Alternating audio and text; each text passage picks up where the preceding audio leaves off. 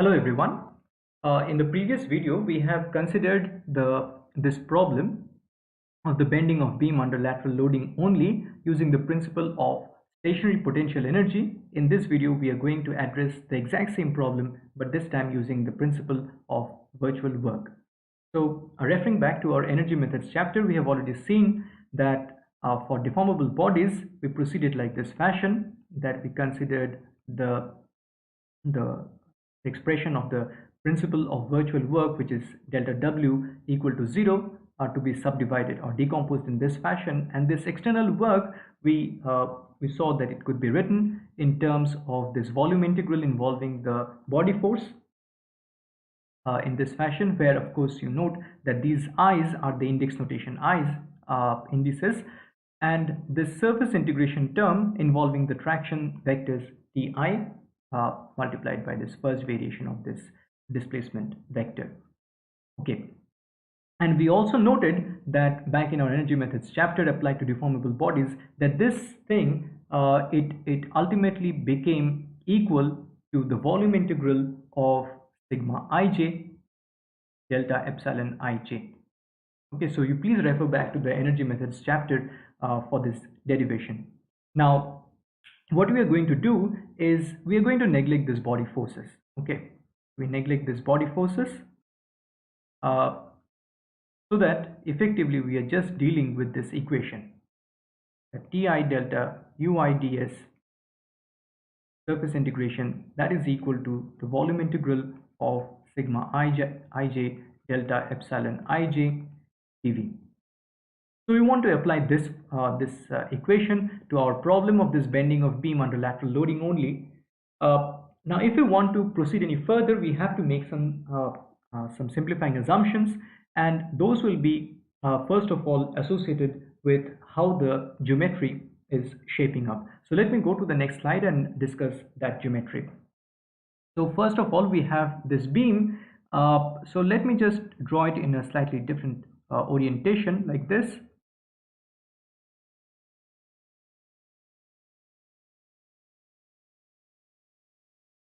And note that our x-axis is in this fashion, our y-axis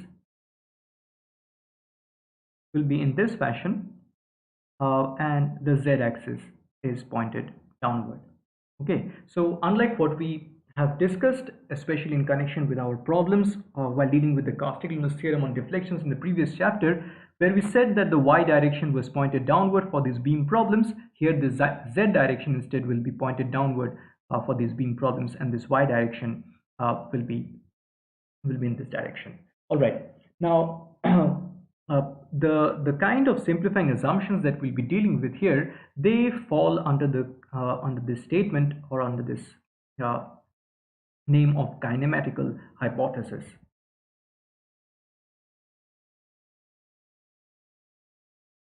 Okay, kinematical hypothesis. These are extremely important. So these are the kind of pre-statements that we make about the geometry or the deformation of the body even before solving anything. So this is why they are referred to as hypotheses. We do not solve for them, rather we assume them. Okay, we hold them to be true, and then based on that we proceed. Okay, all right. So what we say is that, so let me draw this diagram in a slightly different orientation or more familiar orientation, and see if it makes some sense. So what I'll do is I'll just draw the center line of this beam that is aligned along this x direction. Okay, so I'm just drawing the center line of this beam. Okay, so you understand that this is aligned along the x direction. All right. Here, of course, the z direction is pointed downward, and coming out of the plane of this screen towards us is this y direction. Okay, so just a different way of looking at this same diagram here. Now, what we're going to discuss next is of very great importance. What we say is that as a result of the lateral loading that is taking place on the top surface, which you can of course understand through these kinds of these arrows like this. Okay. Okay, as a result of these loadings, the beam is going to deflect like that. So here in this diagram, in a very explicit fashion, the center line of this beam, which is aligned along the x-axis, that is going to get deformed in this fashion. Okay, so this is a highly exaggerated diagram, but we need to do this to have some clear understanding about the geometry of the deformation. Okay, so one thing is very important to note here is that a material point which may be sitting here on the center line of the beam in this undeformed configuration, in the deformed configuration, after the deformation has taken place, this material point, it just moves here. Okay, so what we mean to say is that, or rather, it moves exactly vertically downward, so parallel to the z direction, and it comes here. Okay, so a material point which in the undeformed configuration on the center line of this beam, it moves vertically downward to come here. Okay, so which is to say that the material points, and because this is a generic material point, no matter which material point you take, it is the same kind of situation here. They all come downward like that, which is to say that the center line of the beam does not move in along the x direction, either this way or this way. Okay, so that is a very important simplifying assumption. All right, now what about the material points which are not lying on the center line of the beam? So you understand that the beam is actually something like this. Okay, so when this thing deforms, you have the beam like that. Okay, so what I'm saying is that what about points which are not lying on the center line of the beam? Okay, what about those points? How do they deform and how do we characterize their displacement? So in order to understand that, what we'll have to do is to again appeal to the Euler-Bernoulli beam hypothesis. And through this statement, it should be very much clear that when we are dealing with the classical beam theory and we are going to develop these things, it is very much again contingent on the Euler-Bernoulli beam hypothesis, which we have already used while taking up our principle of stationary potential energy, and which of course we have discussed so many times in our undergraduate days. All right, so so whatever we are doing within the purview of this principle of virtual work is exactly the same or in parallel with what we had done in the principle of stationary potential energy. The root is different, but it is exactly on the same kind of simplifying assumptions. All right, so getting back to the details of the Euler-Bernoulli beam hypothesis, since plane sections remain plane, you have to understand that if you take a plane section here, suppose you take a plane section like that, this plane section is going to remain plane. Okay, so and it as part of the Euler-Bernoulli beam hypothesis, what we say is that this plane section, it remains perpendicular to the center line. So in this deformed configuration, this thing is going to be like this. So if this is 90 degree here, it also is 90 degree here, which means that a material point which was here located off center line, it will be located here. Okay, now how do we characterize the deformation of this? So if we just zoom into this part a little bit. Okay, so suppose we zoom into this part.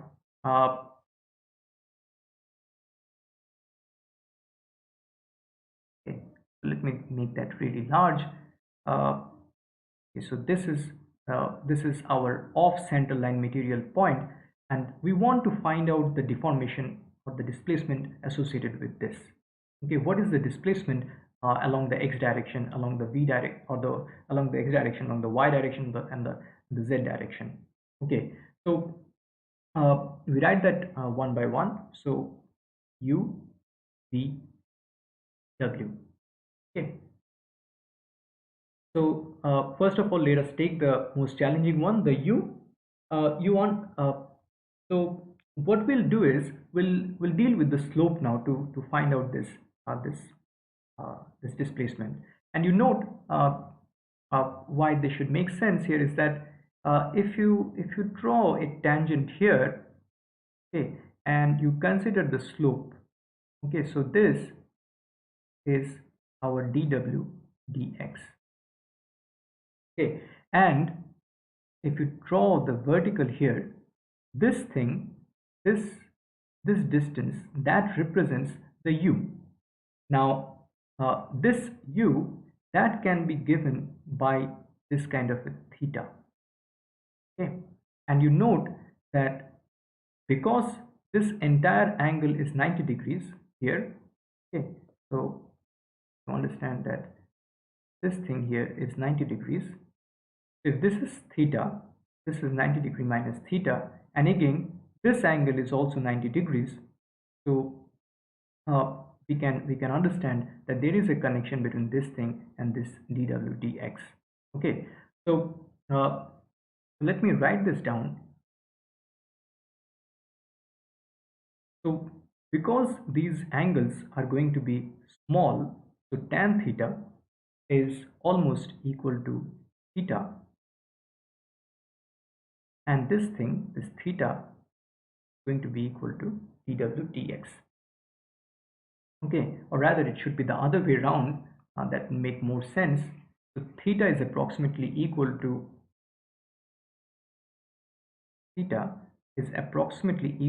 tan theta, and tan theta is equal to dw dx. They should make more sense. Now this distance u, uh, you see this is along the negative x direction.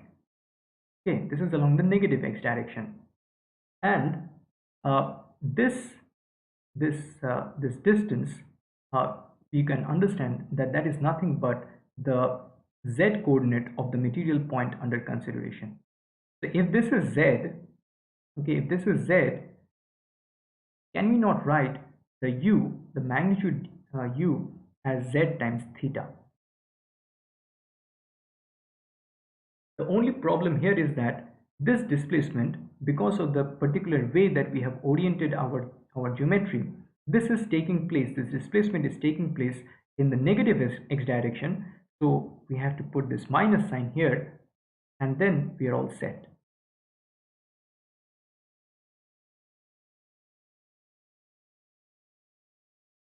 Right. So take a moment to realize what has gone on here.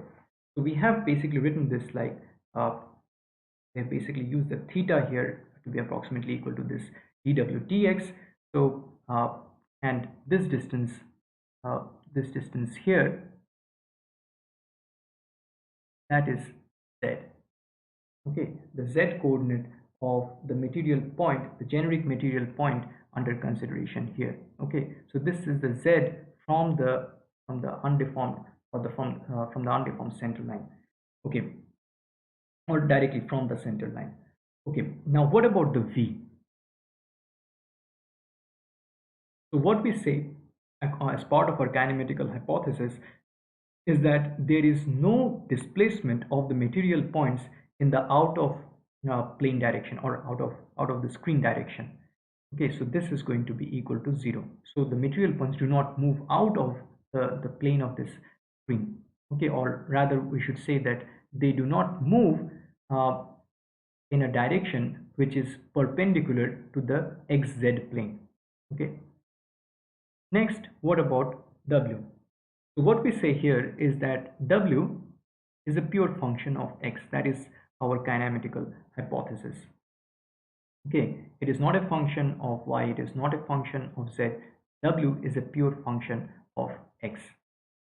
Okay, so so what we are saying here basically is that if our center line has moved a distance w, okay, so also this material point has moved a distance w in the z direction. That's all there is to it. Okay, so what we are saying here is that uh, if this distance is w, okay, so that is how the material point sitting on the center line has displaced, if that is W, then the material point which is not on the center line, so this material point, that has also moved W along the Z direction. Okay, so it may not seem like much, but this actually sets up a very beautifully for all our subsequent derivations. So as a first step to all those subsequent derivations, what we're going to do is use the strain displacement relations, which you're all very familiar with, to obtain the various components of the strain. So epsilon xx is uh, del u del x, and that is going to give us minus z d square w dx square. Epsilon yy is equal to del v del y, that is 0. Epsilon zz is del w del z, and because w is a pure function of x, this is going to be 0. Next we write the epsilon xy, which is half del u del y plus del v del x, and that you note is 0, because u here, this u is not a function of y, because the z certainly is independent of y, and w here you note it is a pure function of x. Okay, so and v of course is 0, so overall this is 0. Next, epsilon yz is half del v del z plus del w del y. The second term, this w is a pure function of x, so del w del y is 0, and this v is 0, so this is 0. And finally epsilon zx, we have for this del w del x plus del u del z, and del w del x is of course del, and the same thing, because w is a pure function of x, so this is basically dw dx. And del w del z, you note from here that all that is going to give us is this dw dx, okay, because the z gets differentiated out, so this also becomes equal to 0. Okay, so the only non-zero component of the strain that we end up with is this epsilon xx. Okay, now at this point you may be tempted to directly go on and apply what we know from our previous studies, the linear elastic material behavior, the general relations involving the lambda and the g, but I want to point out here that within the purview of the classical beam theory, what we are instead going to use is we are going to use, so within the scope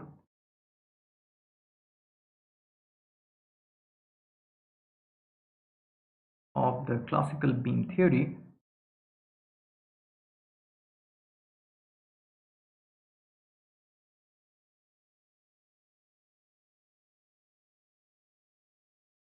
we just use sigma xx is equal to E epsilon xx. Okay, instead of the more general relation, we just use this simpler formula.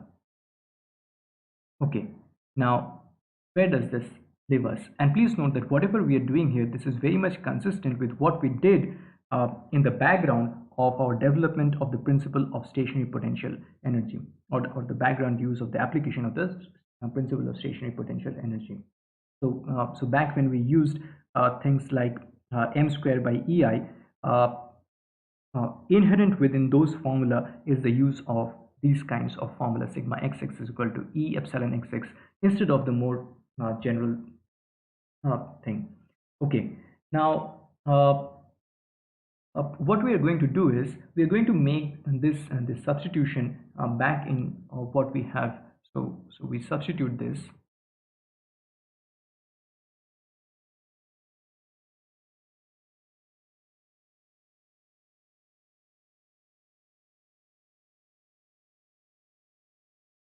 in the statement that we had obtained earlier, this one,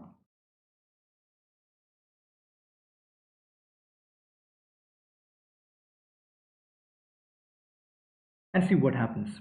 So for our problem, you note that this Ti times delta Ui, this is basically the representation of the work done by the externally applied fraction, and the externally applied fraction for our problem is through that distributed load Q, and the the first variation of the displacement vector that only involves the delta W. Okay, so all that we have to do is write that properly. So we have Q delta W for the left hand side, and we don't have to worry about the surface integral here, because uh, the way that this Q is written, that already takes into account the contribution over the entire top surface of the beam. So that is already integrated out, and we are left with just the integration over the length of the beam. So you understand that this surface integration is actually like over the length of the beam as well as over the width of the beam, but this Q is written or given to us in such a fashion that it already takes into account within it the contribution over the entire top surface width. Okay, so we don't have to write that explicitly. Now this thing is going to be equal to sigma xx delta epsilon xx dv, and we are going to use E times epsilon xx here, dv, and in the next step we are going to uh, write this as uh, 0 to L, that takes care over the integration over the entire length,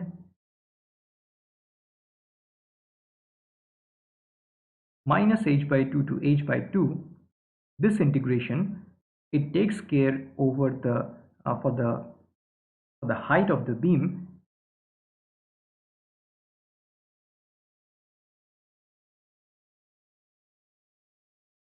so that is along the z direction, and this outside integration, the 0 to L, that is over the x direction. Now you please note that if we just stop here, then this is not quite right, because this here is a volume integral, and here we have just integrated over two coordinates. So what about the integration over the y coordinate? So that is basically, so then since there's not going to be any variation along the y direction, so what basically happens is that we just have to multiply by this width of the beam, which is b. You can of course write this thing as 0 to b integration over the whole thing as dy, but none of this is dependent along the y direction, so that that integration will just give us as a result this b. Okay, so here b is the width of the beam.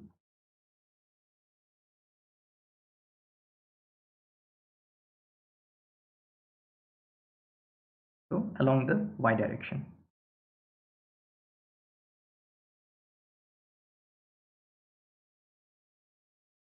All right. So all that you have to do now is just replace this epsilon xx, but what we had by what we had obtained in the previous slide here. This epsilon xx is equal to minus z d square w dx square.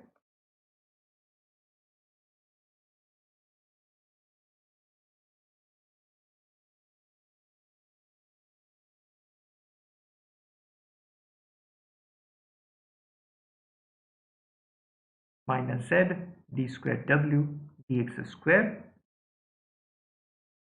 and this delta epsilon xx, so for that what we have is minus z d square delta w dx square. Okay, so what we are doing as a simplification is that we are first taking the delta of this minus z d square w dx square, and then we are taking the delta within the differentiation. Okay, and of course this delta z also does not contribute, that's 0. So we have this thing.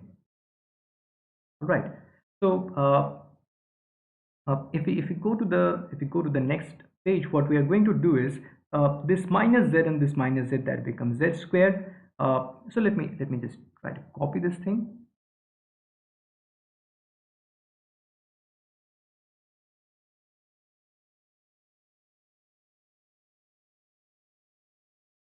Go to the next page here.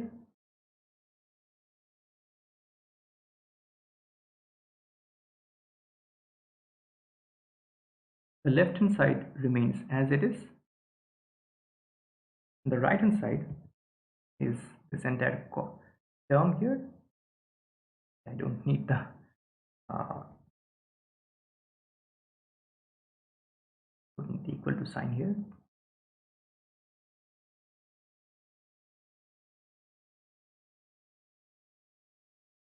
Okay, let me just align that properly. Fine. So proceeding with our steps, what we'll have is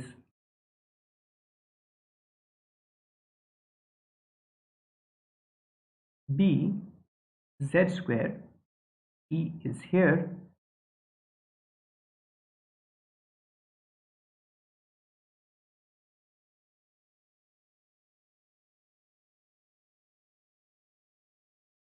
all right. Now you see this e is certainly independent of z, the b is independent of z, this w is certainly independent of z because according to our kinematical hypothesis, this is only a function of x. Similarly, this is a function of x. So what we can do is we can take this term out of, so considering this integration over the with respect to z, we can take the e out, we can take the b out, we can take this one out, and we can take this one out. But we of course cannot take this out of this integration with respect to x, so we just keep it like this.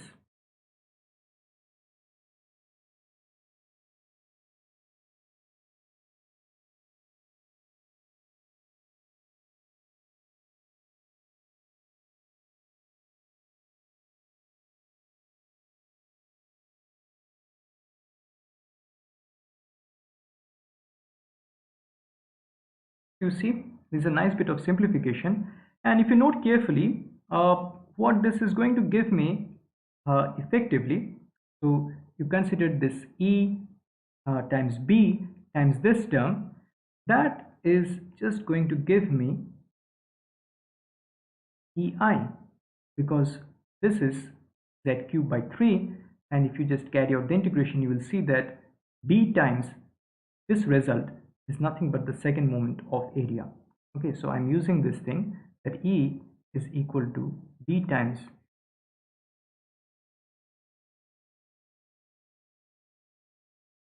All right.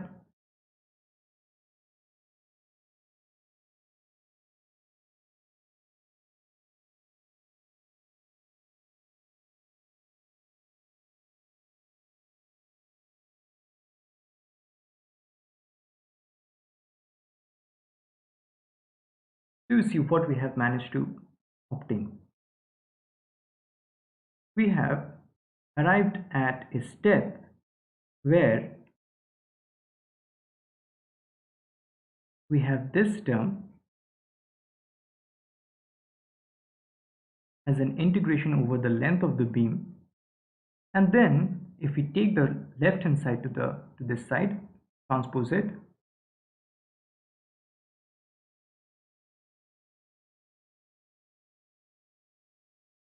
we have this thing.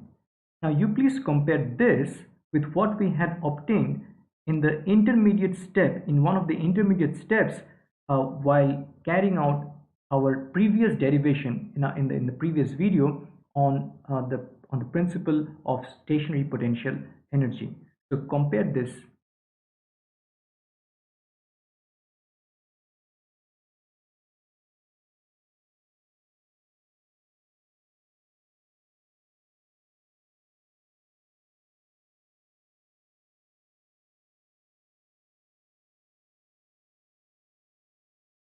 In the application,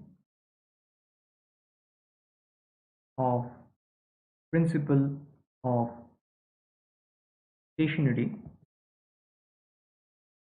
potential energy. So previous video.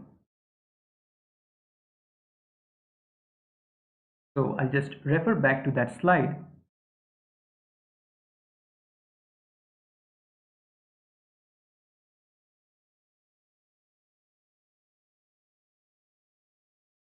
You note this one.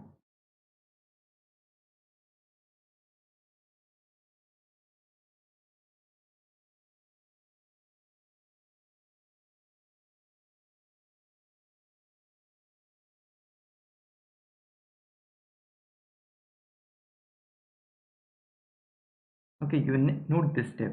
Is it not the exact same thing? Okay, this particular equation that we're obtaining here, is it not the exact same thing that we had an intermediate step? So this intermediate step here is